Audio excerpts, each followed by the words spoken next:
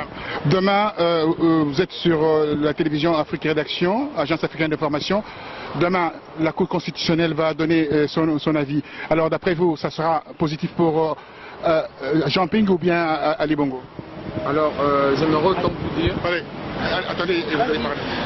J'aimerais bien répondre à cette question pour vous rassurer que le Gabon appartient aux Gabonais, qu'Ali n'est pas Gabonais et que la décision de la Cour constitutionnelle, qu'elle soit positive ou négative, mais nous les Gabonais, nous sommes décidés à dégager cet imposteur de notre nation. Et nous les Gabonais, nous Gabonais, moi je ne parle pas de la Constitution, mais je dis bien nous Gabonais, nous les fils du Gabon, nous disons qu'il va dégager, que Mbouran se prenne la décision qui est bonne ou pas bonne, parce que nous savons que pour le moment c'est nous qui prenons des décisions. Ce n'est même pas la France, ni qui que ce soit, mais nous disons qu'il ne sera plus là. Qu'il le veuille ou pas, il ne sera plus là. Comme Brasse vient déclarer ce qu'elle veut, qu'elle déclare pour le peuple, tant mieux. Mais si elle déclare contre le peuple, elle verra ce qui va se passer. Parce que ce n'est plus à eux la décision. La décision est à Dieu et au peuple. Voilà. Alors, ma dernière question, le directeur de cabinet d'Ali Bongo a une certaine influence par rapport à vous dans ce pays, et vous pensez que vous réussirez dans votre combat?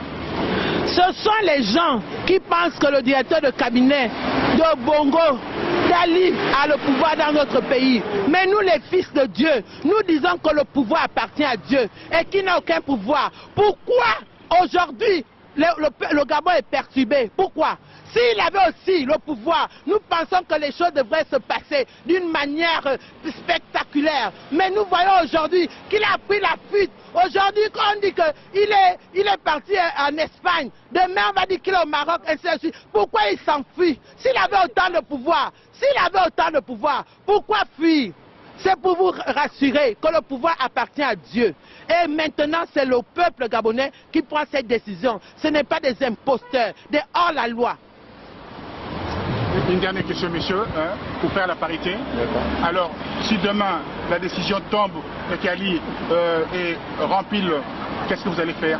Alors, si demain la décision tombe, comme nous le savons tous, que Marie-Madeleine Boronto, qui est l'ex-concubine de son père, le feu Omar Bongo Ondimba, va le déclarer demain à la télévision, Ali Bongo, président élu frauduleusement.